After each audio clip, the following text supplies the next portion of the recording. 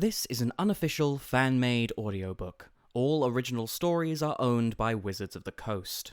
If you are enjoying these stories, please consider subscribing to my Patreon over at patreon.com/voxoraculum for some special patron-exclusive content. Thanks. On with the story. Quint. As Quint planeswalked from a dimly lit stone corridor into leaf-dappled sunshine, the heat slapped him like a moist towel. It reminded him of Detention Bog, but the ground here didn't squelch, and the bell-shaped flowers on the vines twining around the trees smelled pleasant rather than corpse-like. He turned in a slow circle, examining his surroundings with interest, until he stepped into a cloud of tiny bugs. Then he did a lot of spitting and waving his trunk around, tripping over a rock and falling to one knee. Clumsy as always, he berated himself. At least no one was here to see it. Except, unfortunately, something was. He looked up and found himself dangerously close to an open mouth full of curved, pointy teeth. They belonged to a two-legged creature covered in bright feathers, its sharp talons carving grooves in the ground. His heart sped up in fear and wonder. Mostly fear.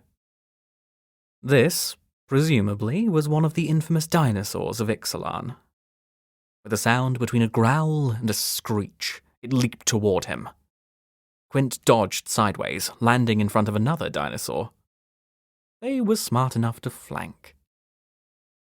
That was bad. A third, larger creature joined the others. They circled, beady eyes tracking every twitch of his trunk. Perhaps he could use his magic to drop a branch on them, or make them run into each other. He started to trace a sigil in the air to drive them away. Before he completed the spell, the dinosaurs froze and looked to his left. Someone emerged from a crumbling stone structure. Tan skin, dark hair pulled back from a face he saw in profile. Her muscled arms, braces, and the sword tucked into her belt suggested she was a warrior, while the smoothness of her skin marked her as a youth, no older than her late teens, maybe early 20s. "Badlanza, come," she said. The third dinosaur trotted obediently to her side, even though it was tall enough that its head was at her eye level. With a flick of her hand, she dismissed the others as if they were trained pets, and they disappeared into the jungle. The girl faced him, one of her brown eyes covered by a metal disc, like an eye patch. "Are you Quintorius Cand?" she asked. "I am," Quint replied, eyeing the vine-covered ruins. A pyramid. Was that limestone? With effort, he shifted his attention back to his savior. "Call me Quint. Thanks for their help. And you are?" "I'm called Waita," she said. "The warrior poet told us to expect you." "I can't wait to meet her," Quint said, fanning his face with his ears. Ixalan was a sauna compared to the dry heat of Pillar Drop. "Do all new arrivals receive a dinosaur welcoming party?" "No," she said. "We've had strangers appear at odd locations, so patrols have increased. Can't be too careful after the war." "Understandable." Quint stepped toward the ruins. "Is this Araska? From Sahili's descriptions, I expected more gold." Waiter followed his gaze. "That isn't Araska. Come this way." Quint trailed after her. Through a gap in the trees, sunlight glinted on metal. He moved toward the light, shading his eyes as he stepped past the barrier of foliage, and saw the full, blinding brilliance of the golden city in the valley below. Spires like needles reached high into the blue sky. Burnished roads and buildings stretched into the distance, and at the center, an enormous temple rose like a gleaming mountain. "Ah," Quint said. "Yes, that is more gold." He rubbed the after-images from his eyes. "I don't suppose you could guide me. Are you busy? Do you know the city well?" "Well enough," Waiter replied, crossing her arms over her chest. Better than I do, I'm sure, Quint said. True. Whiter cracked a smile. You trust easily. You didn't let the dinosaurs have Loxodon for lunch, Quint said. That's good enough for me. They hiked down the hillside to the arch towering over the gates to the city. People, carts, and dinosaurs jostled for space, watched by guards wearing silver helmets with wing-like crests, and wielding spears adorned with bright orange feathers. The broad central avenue funneled them into a market, stalls and blankets arranged in concentric circles that spread out from a fountain at the centre, fed by aqueducts. Some stares followed Quint, but he ignored them as he trailed after Whiter, examining spiny pinkish fruit here, gem-studded necklaces there. It was hard to believe this place had been battered by war, but the wounds still showed, in fallen buildings and gouged walls, and unevenly coloured patches in the streets beneath his boots. They reached the palace entrance, where Whiter consulted with a guard while Quint inspected the designs on the walls, the red and white paint faded with age. He was surprised to find depictions of a sphinx. He hadn't realised their influence extended to this plane as well. This one seemed to be giving something to a smaller figure, or perhaps receiving a gift. Before he could continue his examination, another guard appeared and led them, not into the vast pyramid, but around it, to an unadorned building partially damaged by magic near the edge of the city. Acid-eaten holes marred the door, while scorch marks on the walls traced gruesome outlines of the presumably deceased humans who had once stood there. This way, Whiter said, gesturing for him to precede her. Quint stepped into a bare room with stairs at the back. Voices drifted up as he descended, finding himself in a much larger room covered in painted murals and reliefs of warriors emerging from a cave to worship a figure with a sun glyph behind their head. On the floor, a series of copper tablets were laid out, carved with glyphs and inlaid with jade, cinnabar, and gems, amber, turquoise, and rose quartz, if he wasn't mistaken. Along another wall, this one decorated with warriors fighting some impossibly tall bipedal creature, a door made of gold and silver and copper stretched from the floor to the ceiling. Rectangular alcoves in the door suggested the tablets had been set into them. Two women paused their conversation as he entered. Both had brown skin, dark hair and eyes, but the similarities ended there. Saheeli was taller, with sharper features, and wore a deep red dress and elaborately wrought golden jewellery, while the other, presumably Huatli, carried herself like Whiter, like a warrior, her silver armour supporting that assessment. She sat on the floor, surrounded by the tablets, until the dinosaur Pantlaza ran over and knocked her down like a massive, eager puppy. Quint, you made it! Saheeli exclaimed, rushing to his side. Welcome to Ixalan. Sorry I wasn't there to greet you, but the omen paths are less flexible than planeswalking. This is my partner, Huatli. A pleasure, Huatli said, trying to see him past the dinosaur's head. I had hoped Pantlaza would be less energetic after some exercise outdoors, but I was clearly mistaken. He had fun sneaking up on me, at least, Quint said. Thanks for inviting me here, by the way. When Saheeli told me you found evidence of the Coin Empire here, I knew I had to see it. Have you figured out who your long-dead friends are? Saheeli asked, touching his arm lightly. Not yet, Quint said. I've tracked them through various planes, but they're still an enigma. The Coin Empire isn't even their name, just something I call them. He trailed off, examining the tablets. Is this the project you needed help with? It is, Huatli said, smiling up at Saheeli. I believe they're the key to opening this. She gestured at the huge door. The glyphs form a poem, and the parts I've translated suggest we'll find the birthplace of humanity and home of the gods somewhere beyond. That's quite a claim, Quint said, squinting. A trumpet of excitement escaped him as he pointed to one of the tablets with his trunk. Those are the coins! They're just like the ones! Huatli, are you still down there? The sun will forget your face if you don't come out occasionally.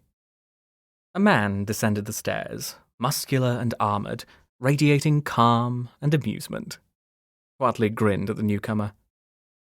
"Inti, welcome," she said. "Did one of your sisters send you, because I missed a meal again?" Inti smirked as he scratched Pantlaza's head ridge. I heard our guest had arrived. And yes, I came to check on you and Sahili. You can't eat ancient rocks, no matter how hard your head is. "Quint, this is Inti," said Watley.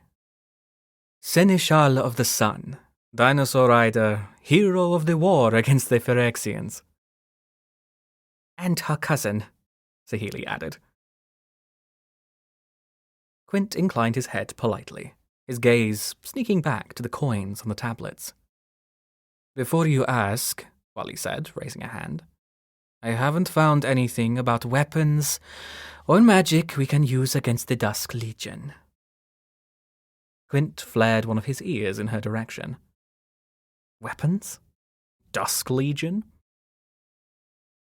The Emperor grows more impatient, Inti said, his voice now carefully neutral, as if he were reciting someone else's words. He once again asks if the door could be opened using other means. "He wants to break it down," Sahili explained. Quint grimaced. Break a priceless artifact. How could anyone even suggest it? "The tree with shallow roots will not weather this storm," Watley replied, shaking her head. "Tell him I am almost finished." We'll continue preparations then, Inti said. You're sure this won't just be a closet? If it's full of rubber balls, I'm going to tease you about it forever. "I am sure," Watley said. "Be ready for a long journey, not a game." Inti left, Pantlaza curled up in a corner, and Sahili began to massage Watley's shoulders. Watley sighed and rolled her head forward. "You are doing your best," Sahili said. "So are you," Watley replied. "How are your creations coming along?" Sahili laughed. "I made the mistake of wondering aloud if I could make them breathe fire. The Emperor was extremely interested." So was Quint, honestly. Sahili's artificer skills were legendary. Strixhaven could charge double tuition for any class she taught, and it would still be full to the rafters. Watley wrapped an arm around Sahili's leg. "I just don't want more war," Watley said softly. "A fine sentiment for the Empire's warrior poet, eh?" "And I want you to be safe," Sahili said, crouching down to embrace Watley more tightly. "Hard to imagine safety with every plane devoted to discovering new forms of danger, but that's what fire-breathing dinosaur constructs are for." "I suppose you should get back to your workshop," Watley murmured. "I suppose I should," Sahili agreed. Quint averted his eyes to give them a semblance of privacy. Sahili waved at Quint as she climbed the steps, blowing a last kiss to Watley before she left. Watley cleared her throat, skin flushed. "Ready to begin?" "Always," Quint said, preparing to call the magic that would help him translate. "What do you have so far?" Within moments, they were settled into their task, and Quint couldn't have been happier. Malcolm. The body, slumped in a pile of half-rotted leaves in the jungle, close enough to Sunray Bay that Malcolm could have walked instead of flying. Bluecoats milled around him, taking measurements and drawing pictures, speaking in low voices that grated on his siren hearing, and his nerves. What are your people, Lee? Asked the man in charge of the scene. It was hard to tell. Strange clusters of mushrooms obscured the corpse's features like red sores, erupting from his mouth and one of his eye sockets. Black veins traced his ashen skin, more fungi growing along his neck and arms. He seemed to be rapidly deteriorating. and yet he'd been alive only a few hours earlier, according to the local who found him. I think this is Lang, Malcolm said, finally. He was a miner in downtown. He raised his eyes to the bluecoats. Captain Vance said he had a note. The man held out a scrap of folded paper to Malcolm, who pinched it between two fingers and shook it open. Downtown under attack, it read. Send help. It was signed by the mayor, Xavier Sal, the splattered, uneven ink suggesting he'd scrawled it in an enormous hurry. That explained why deliveries from the mine had slowed, then stopped a few days earlier, bringing the rest of Sunray Bay's economy, and by extension the entire Brazen Coalition's, to a grinding halt. Captain Vance had already ordered Malcolm, downtown's official emissary, to go back to investigate, and Malcolm had been eager to oblige. He owned shares in the lucrative mine, and more importantly, he had friends there. Now, he knew to expect the worst. What do you think? The bluecoat asked. Foul magic? Looks like it, Malcolm said. Who? And why? The Brazen Coalition had plenty of enemies. The Sun Empire was eager to push so-called invaders out of their territory. The River Heralds raided on and off, trying to stop the earthquakes and runoff caused by the mines, though they'd been quieter of late. Too quiet. The Diakeel fleet chafed against the edicts of Governor Brass, and might see this as a way to take High and Dry back for themselves by undercutting their source of wealth. Even the Dusk Legion vampires were trying to gain a foothold, wanting riches to take back to Torrazon.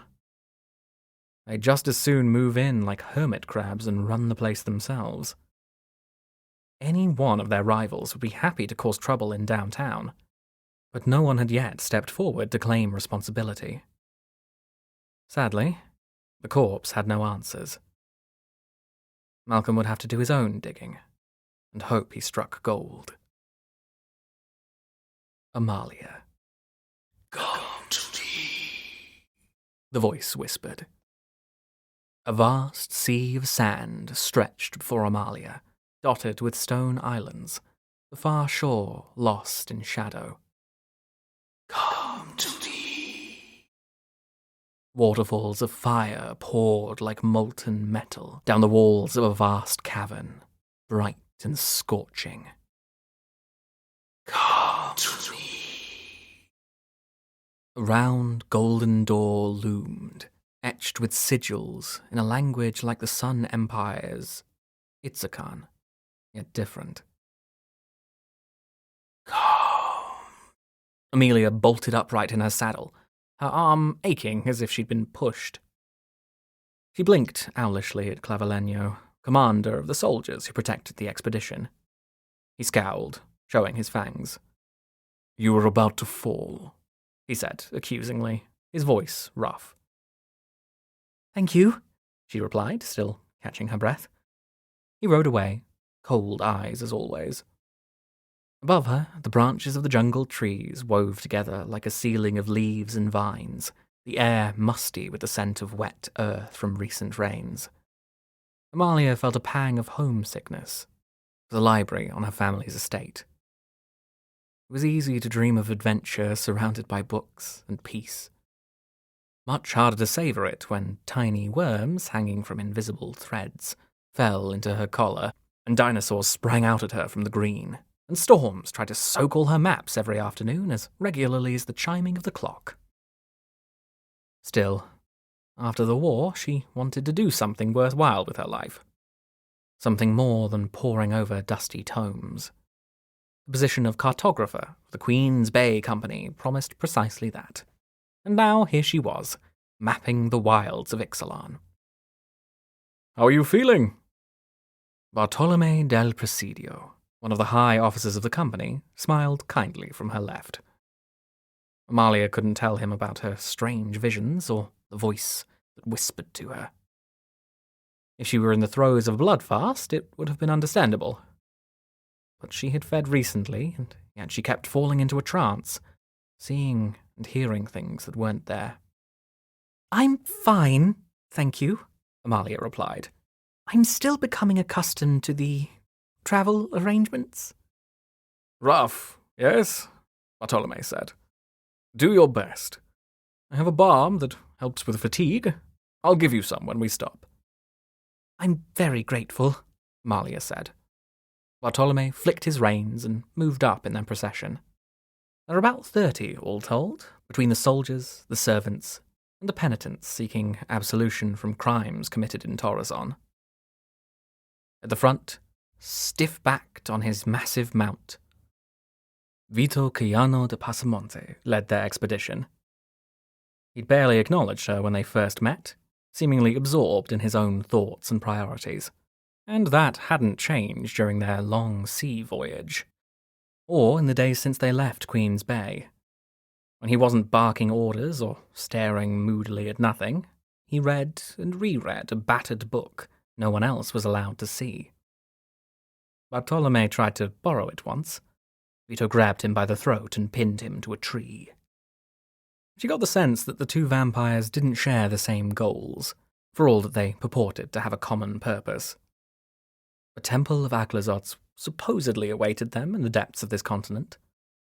Inside that temple, a door, and behind that door, hopefully, a solution to the growing schism that threatened to split the Church of Dusk in a spasm of violence worse than the Apostacene Wars. Was it the door in her visions? Amalia wouldn't know until they found it. Until then, she had work to do.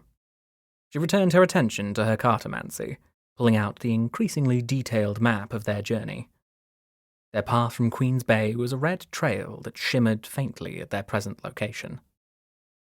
She pricked her smallest finger with one of her fangs, then daubed the bloody digit in a small well of ash, mixing it. So combined, she smeared the solution across the surface of the map, imbuing it with her intent. Slowly, like ink feathering across wet paper, the mix of blood and ash spread to fill the blank portions of her scroll in precise detail. Come to me.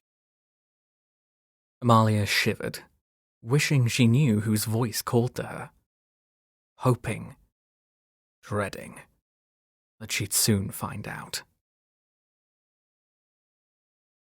Huatli. The translation was finished. Huatli stretched and glanced at Quint, who studied his notes. Whiter stood in a corner, watching them with interest. Huatli repeated the translation to herself, savouring the rhythms of the poem. "We are the Kamon of the fifth people, sticks and spades of the good place granted to us by the deep gods, exiled to the surface by our failures. We defeated the great betrayer. We fought the traitors, invaders, imprisoners of Chimil, the river star, the glory of her threefold light hidden. The age of the sun ended in darkness for 16 full counts of her turning, until the 1,000 moons shattered the circling shell of her prison." "What is a full count?" Quint asked. 20, Huatli replied, absently. "A turning is likely a year. If their system is like ours, that would mean 320 years? 3 centuries of darkness?" Quint exclaimed. Incredible. "Horrible," Huatli murmured. "How could anyone imprison a god?" "This is the god you believe is like yours?" Quint asked. "Yes," Huatli said. "Ours is the threefold sun, though we never called them Chimil." She closed her eyes. "It may be heretical to think they are the same." Quint made a shrug-like gesture with his trunk. "The mysteries of the plains are never ending. New discoveries often rewrite old histories." Huatli cocked her head at him. "You sound like you've had experience with that." "I certainly have. Remind me to tell you about my mentor sometime." Quint tapped a line on his notes. "What about this part?" Huatli scanned that tablet. "We leave this memory and key and map so the seeds of our fruit may spread through the winding ways of Topisielo to Matalantli, golden door of the gods, and find the lost roots of our tree. I don't think it means this door, Huatli said. There must be another beyond it. Far beyond, if winding ways are an indication, Quint said. Not that we'll ever find it, unless we get this one open. Huatli examined the door. The tablets containing the poem had been embedded in the metal when they were found, but she'd quickly discovered that they were removable. Behind the tablets were faint glyphs, one per tablet recess, each a single word. Have you replaced the tablets in the order you found them? Quint asked. Yes, that didn't work, Huatli said. Perhaps a verbal command? Quint suggested. I opened a similar door by reciting parts of the Canticle of Jed. The what? It's an important Loxodon story. Never mind, it was just an idea. What could I recite? Huatli murmured. The poem? Quint asked. Huatli frowned pensively. It's quite long, and my pronunciations of the old tongue might not be correct. You have a point, Quint agreed. He flipped one of the tablets over. Interesting that there are symbols on the door, but not on these. Huatli examined the door's glyphs again. Warrior, leaf, farmer, shadow. Simple, common words. None of them matched the glyphs on the various tablets. She read through the poem one more time, looking for patterns she might have missed. "Oh!" she exclaimed. "I have an idea!"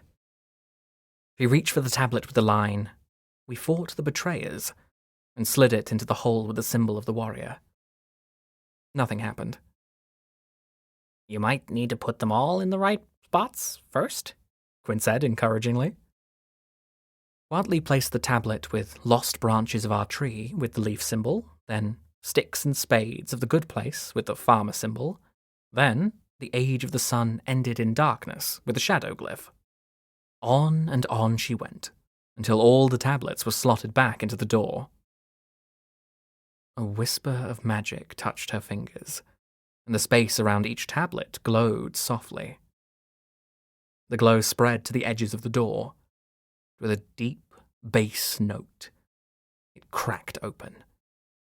How did you... Quint began.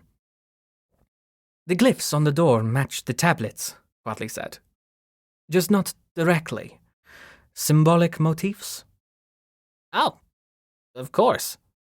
Quint gestured with his trunk. Care to do the honors? Huatli gripped the edge of the door and pulled. It made a grinding noise where it dragged across the floor, stale air rushing through the gap. Beyond, a sloping tunnel awaited, cold and dry and dusty, broad enough to fit the smaller pack of dinosaurs. Get a torch, she told Whiter, who quickly complied. They descended, Huatli leading the way with Quint behind her, Whiter and another warrior in the rear.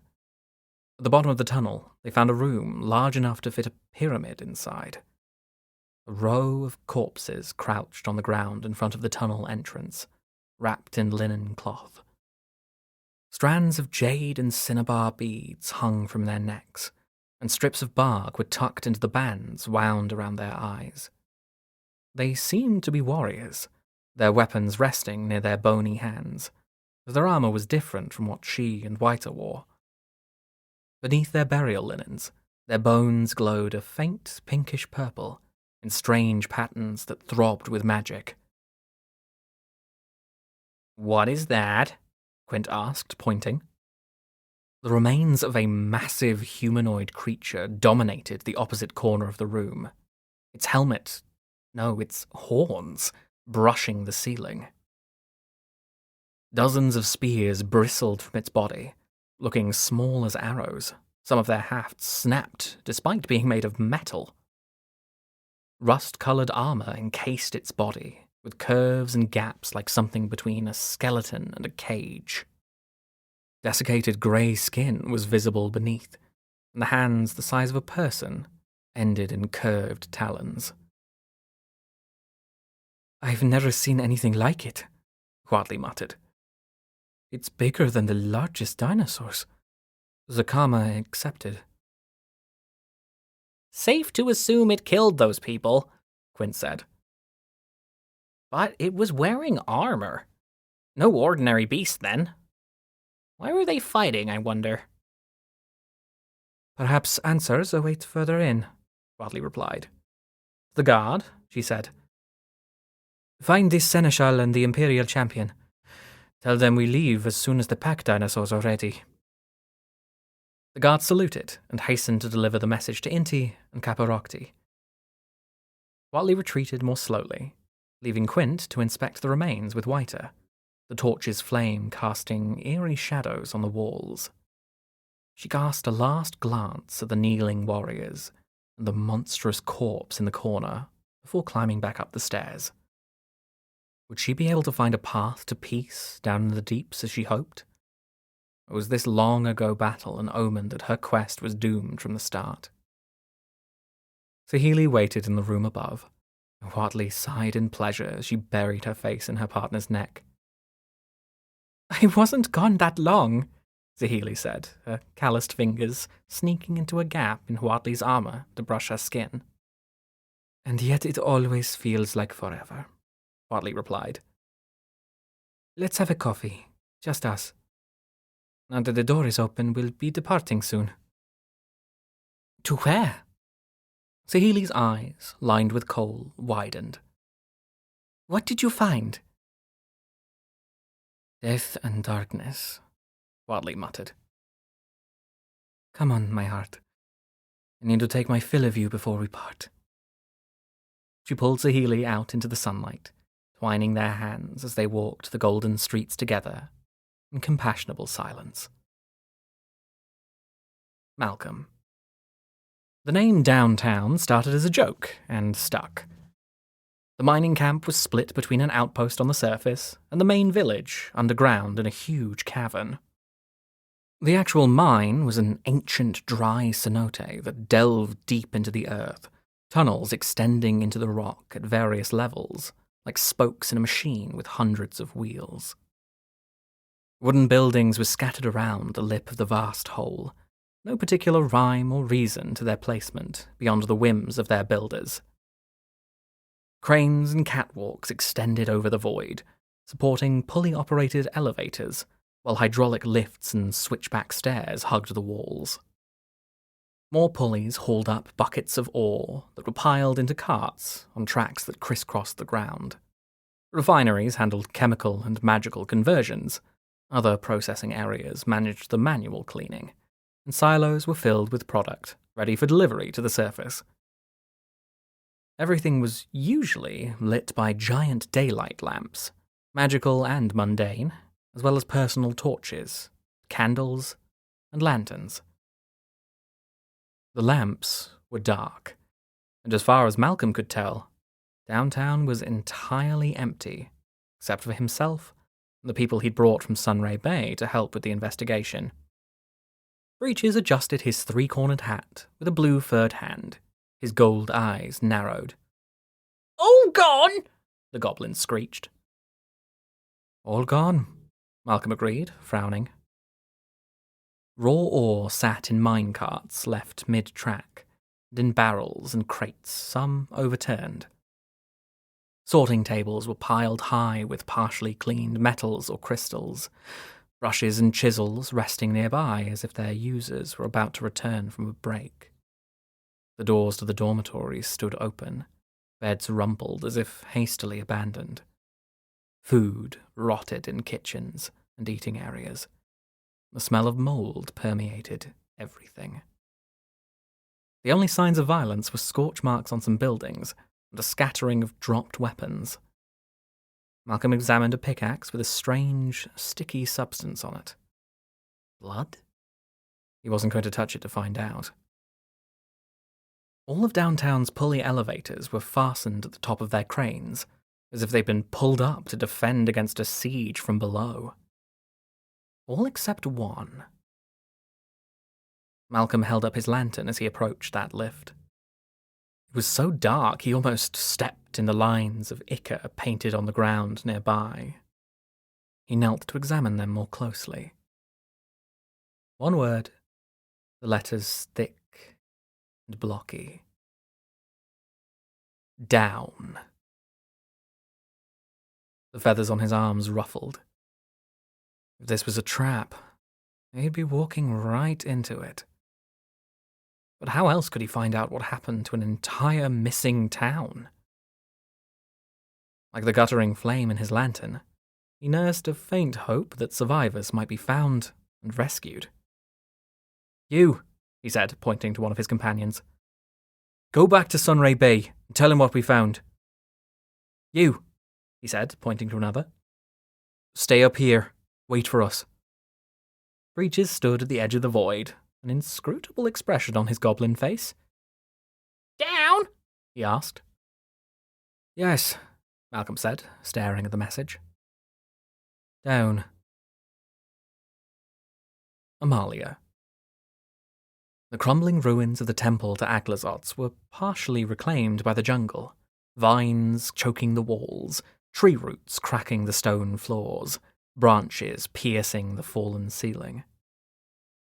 As the blood-red ink of Amalia's spell filled out another area of her map, the soldiers and servants milled around the forward camp established by those who had arrived days earlier. A hush fell over the gathering as Vito walked among them, radiating resolve and menace. In one hand he carried a lance, its point a few headspans above his head. In the other he gripped the book that never left his sight.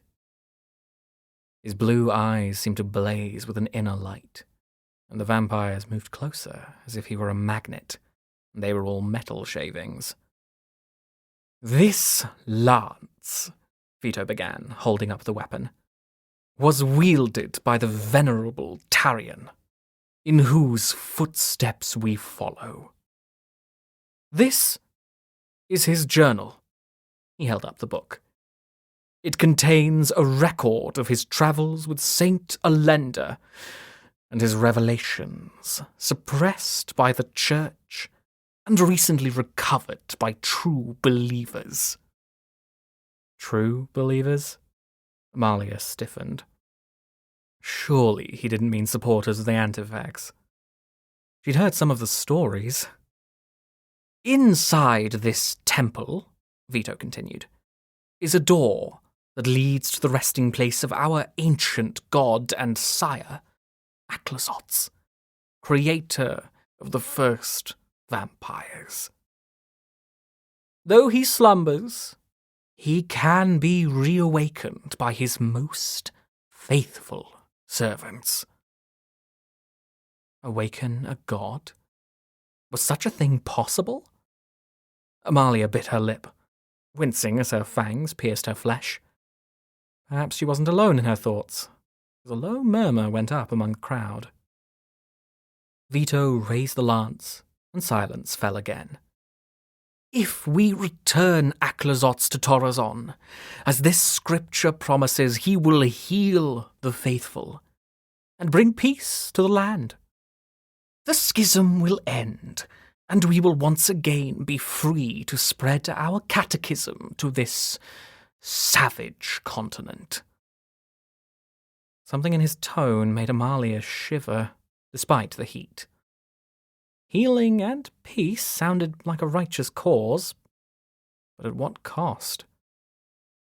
Was anyone else as unnerved as she was? Bartolome watched Vito with a carefully neutral expression, so she hid her feelings as well. Who knew what Vito might do if challenged? "Onward, then," Vito said, gesturing with the lance. "To our destiny." Vito entered the ruined temple. With a prescient chill, Amalia joined the procession that followed him. Inside was a cenote, broad and deep, the curving stairs carved into the side, slick with moisture. Some vampires carried lanterns, others lit their way with floating candles tethered to their packs or belts by long chains. At the bottom of the staircase, a doorway led into a room with multiple recesses in the walls. Amalia peered into one, finding a mouldering pile of bones. She backed away, bumping into Clavileño, who hissed at her and shoved her forward. The catacombs continued, room after room filled with the bones of the dead. Priests? Old sacrifices? Did she really want to know? The flames at her back flickered as she walked, casting shadows on every wall. At last, they reached a large circular room full of empty candelabras, with a grooved obsidian altar in front of a golden door. St. Elenda was said to have emerged from such a door. To Amalia's surprise, this was not the door in her visions. One of the soldiers attempted to open it, but it remained stubbornly closed.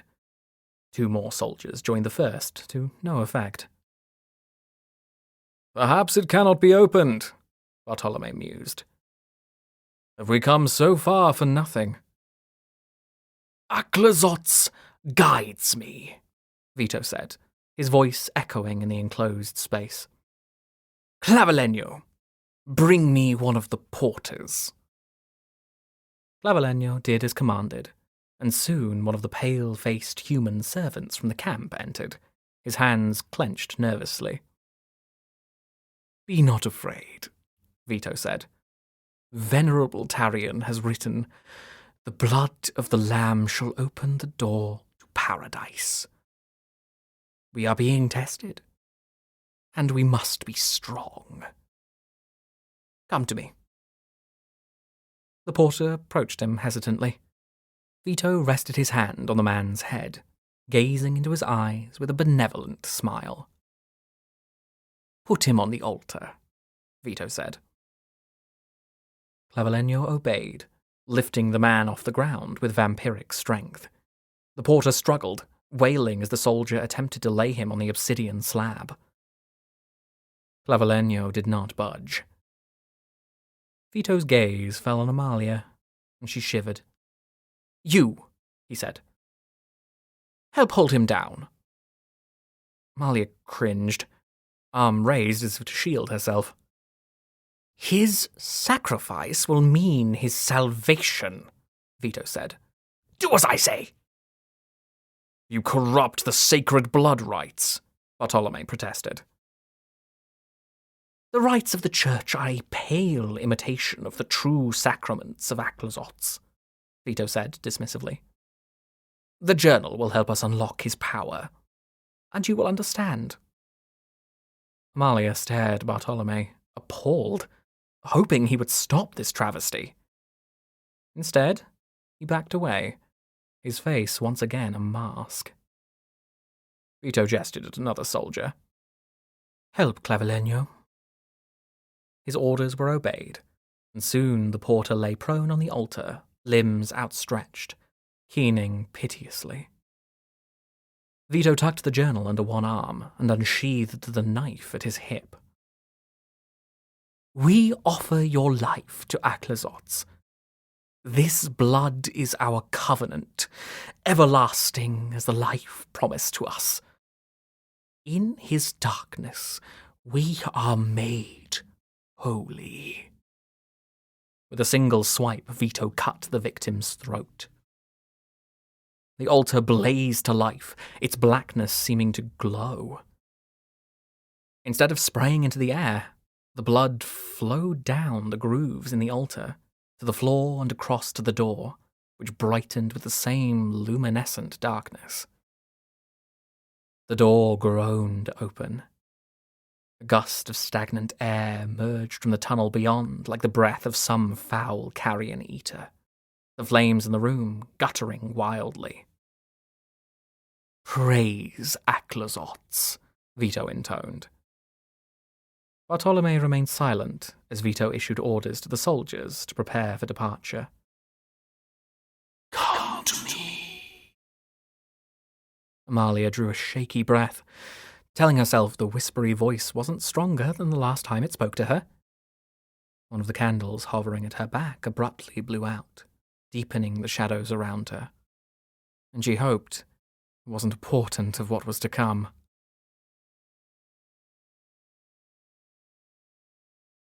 A special thanks to all of my patrons, especially William Crawford, Stormy Vasvary, and Owen Griffin. Thanks for watching and for your continued support.